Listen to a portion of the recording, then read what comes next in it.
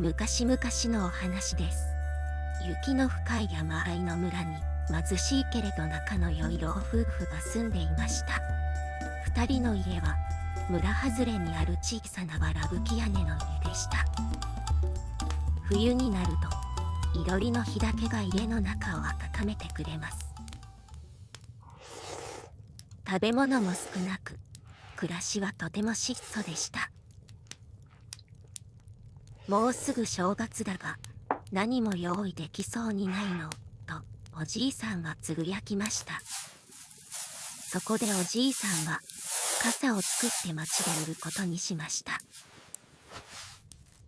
竹と藁を使い、丁寧に傘を編んでいきます。やがて、いくつもの立派な傘が出来上がりました。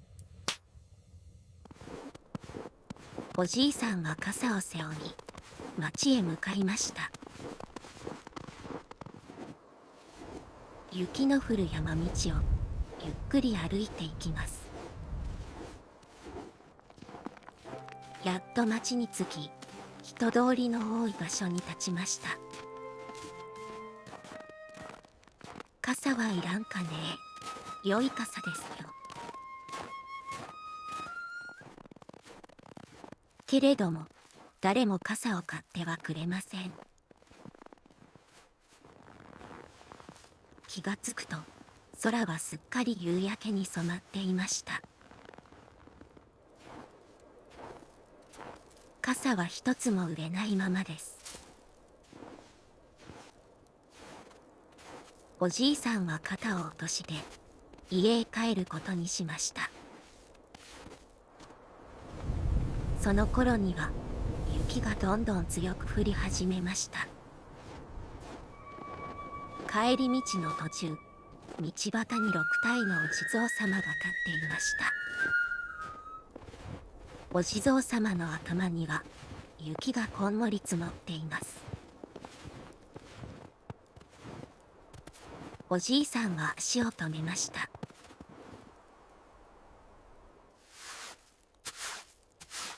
これは寒そうじゃ。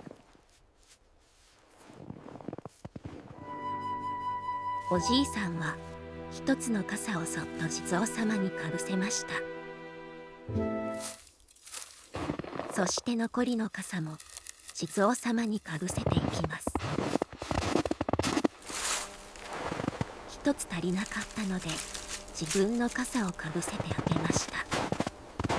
どうぞ良いお年を、そう言って手を合わせました。おじいさんはそのまま雪の中を帰っていきました。家ではおばあさんがいろりのそばで待っていました。話を聞くとおばあさんはにっこり笑いました。その夜、外はしんしんと雪が降り続いていました。するとギシギシと雪を踏む音が聞こえてきます。誰かが家の前を歩っているようです。月明かりの中、6つの影が見えました。それは傘をかぶったお地蔵様たちでした。お地蔵様たちは米俵を運んできます。餅や食べ物も次々と運んできました。そして静かに雪の中へ帰っていきました。やがて朝になりました。おじいさんが戸を開けると、そこにはたくさんの贈り物がありました。老夫婦は大喜びし、何度もお礼を言いました。雪の中、お地蔵様たちは静かに微笑んでいたのでした。おしまい。